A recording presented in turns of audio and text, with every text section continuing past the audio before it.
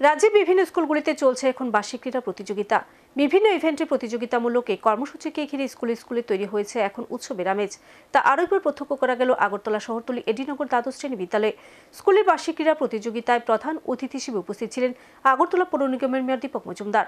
পড়াশোনার পাশাপাশি স্কুল পড়ুয়া ছাত্রছাত্রীদের শরীর ও মনকে সুস্থ রাখতে প্রতিটি স্কুলে বছরে অন্তত একদিন অনুষ্ঠিত হয় বার্ষিক ক্রীড়া প্রতিযোগিতা। বিশেষ করে ইংরেজি বছরের শেষ কিংবা শুরুর দিকে অনুষ্ঠিত হয় এ ধরনের কর্মসূচি। এবারও যেন তার ব্যতিক্রম নয়। রাজ্যের বিভিন্ন প্রান্তে সরকারি স্কুলগুলিতে উৎসবের আমেজে চলছে এখন বার্ষিক ক্রীড়া প্রতিযোগিতা। শনিবার তা আরও একবার প্রত্যক্ষ করা গেল আগরতলা শহরতলি অরুন্ধতিনগর দ্বাদশ শ্রেণী বিদ্যালয়ে। প্রতি বছরের মতো এবারও স্কুলের ছাত্রছাত্রীদের নিয়ে দিনভর আয়োজন করা হয় বার্ষিক ক্রীড়া। এতে বিভিন্ন ইভেন্টের খেলাধুলায় স্কুলের ছাত্রছাত্রীরা অংশ নেয়। প্রতিযোগিতা শেষে বিজয়ীদের হাতে শংসাপত্র সহ পুরস্কার তুলে দিন উপস্থিত অতিথিরা। স্কুল প্রাঙ্গণে আয়োজিত বার্ষিক ক্রীড়া প্রতিযোগিতার আনুষ্ঠানিক উদ্বোধনী অনুষ্ঠানে দিন প্রধান অতিথি হিসেবে উপস্থিত ছিলেন আগরতলা পৌর নিগমের মেয়র দীপক মজুমদার।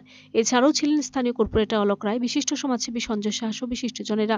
উদ্বোধনী অনুষ্ঠানে বক্তব্য রাখতে গিয়ে মেয়র বলেন, পড়াশোনার পাশাপাশি শরীর ও মনকে সুস্থ রাখতে খেলাধুলার গুরুত্ব রয়েছে অপরিসীম। তাই রাজ্য সরকার সারা রাজ্যে খেলাধুলার জন্য আধুনিক মাঠ করে তুলছে। একে ব্যবহার করতে হবে ছাত্রছাত্রীদের। প্রতিটি বিদ্যালয়ে বার্ষিক ক্রীড়া অনুষ্ঠান হয়, বার্ষিক পরীক্ষাও হয়। বছরের পর সব সাফল্যগুলিকে পুরস্কৃত করা হয়।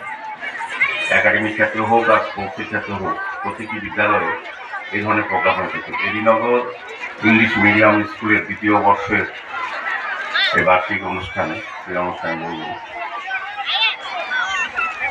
ক্রীড়ার পুঁথিগত বিদ্যার পাশাপাশি